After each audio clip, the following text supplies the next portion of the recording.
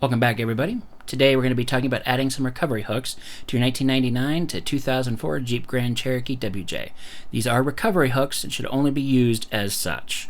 What is it going to cost you? Well, it's actually pretty darn cheap to do this. It only cost me $10, but you can get them $5 to $25 at a salvage yard. It's also not going to take very long to do this. About 30 to 45 minutes. Took me 45 minutes. My neighbor kept interrupting, though.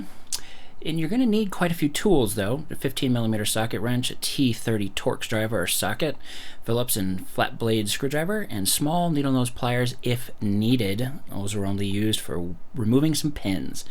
Now remember, I don't have any special tools or skills. If I can do it, so can you.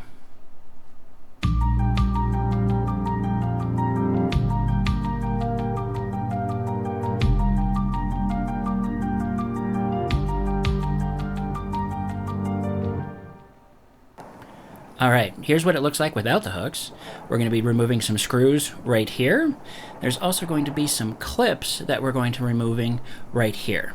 First of all, let's start with the screws on the bottom. Now these are actually plastic screws that go into clips, so they're kind of cheating. One of the things that I actually ran into here is because they are plastic, that one right in the center there that I'm working on, that one's stripped. And there's really not much that you can do about it. This is what I used the needle nose pliers for afterwards. I was reaching up there and I just kind of pushed it out. They're not the best here, and they are original. So everything on my Jeep here is original. So those screws are 15 years old. And the fact that only one of them stripped out is actually pretty good here. So once you remove the screws, then you can actually pull that plastic out, and you can see how the screw pushes out the plastic, so it kind of holds it in. It's kind of a hybrid screw clip, and then you just pull those out. Now we've got the bottom done. Now here's where we use that Torx bit. There's going to be two of these, one on each side, and it doesn't take too long to get them out. If they are a little rusty, you might want to throw some penetrating oil in there, but for mine, actually, I only had to turn it just a little bit, and then I was able to turn it by hand. So not too much of a problem here to get these out. And again, there's only one on each side. Once those are removed, then you got these plastic clips to worry about. That's where I also use the needle nose pliers. And actually, I didn't even need them because, believe it or not, those little plastic clips had already come out, and had come out on all of the corners on the front left and the front right. So didn't even need it. Now there's some clips here, right on the top. You just unclip that and lean it forward a little bit, lift it up just a little bit, and it will slide right out. That's how you get the grill off of there. Pretty easy on that part. Then you do have 4 more plastic clips here, and that's what's holding the bumper onto the under bracing that's underneath the chrome grill that I took off there. And those 4 clips just come out with a flat bladed screwdriver. You could have probably used a needle nose pliers here, but I just used the flat bladed screwdriver. And some of them took a little bit more effort than the others. I was just trying to save them so I didn't have to go to the store, because the store is not really an option right now. So just pulling them out and saving them all, and then once we've got those out, the last thing you need to do is worry about unhooking your fog lights. And this is, of course, if you have fog lights. Now, some, like on the 2004, they're round fog lights. The 2003 and earlier are the oval fog lights, but they're still in the same location, and they still disconnect in the exact same way. And it's kind of a pain because you're doing it blind on there, but you'll see that there's some clips on the top of that, some little plastic clips there, and I'll angle the camera up here so you can see where it came out of, so you get a better idea of what you're working with there to get those out. Now that you've got that out, the bumper will come out all the way. I put some cardboard down just in case it fell forward. It's only if you're really worried about the plastic. I was able to catch it, and I just laid it down, and then I just moved it out of the way. Those clips right there that I'm pointing to, those are the ones that are underneath the headlight, and they didn't actually give me any trouble at all. They just slid right out.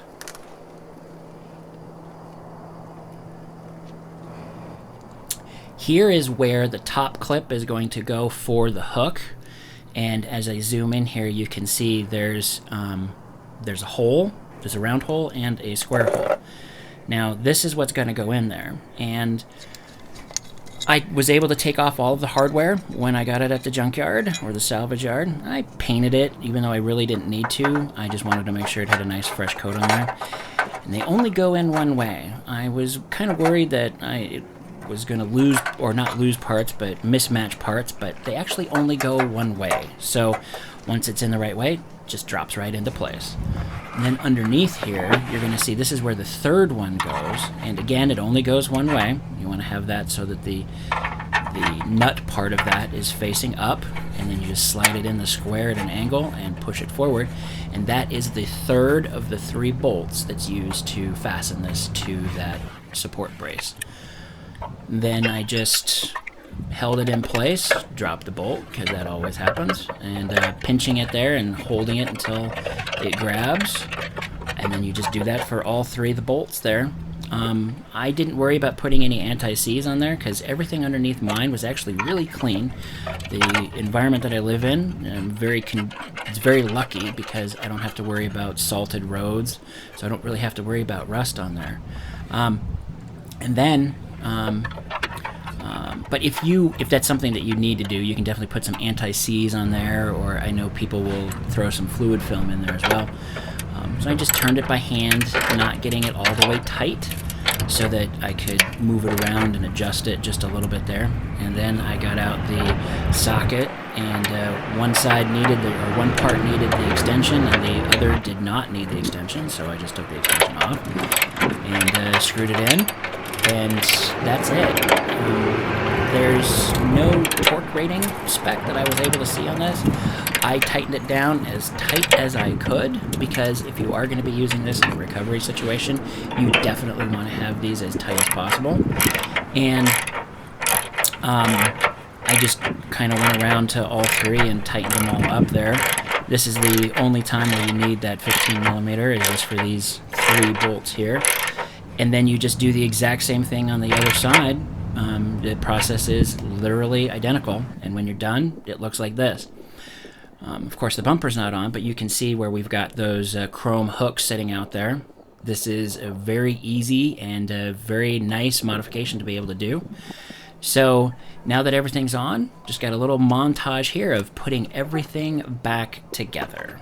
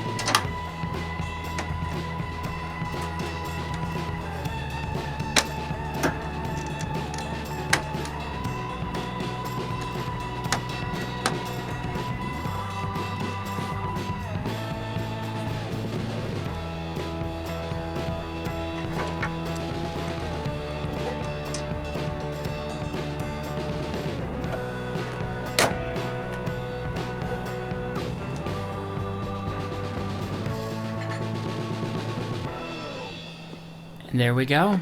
That is it. I did want to just do a close-up here in this area because I know that some people have said that you don't need to take the front bumper off, and maybe some people can figure out how to do that. I sure couldn't, and that bolt right there especially, I wouldn't be able to have gotten to. So you might have been able to fight it, but it's really not worth it considering how easy it is to take the bumper off. And the finished product looks like this. Looks pretty nice. I'm very happy with it. Very quick, very easy thing to do here. Thanks for watching, guys.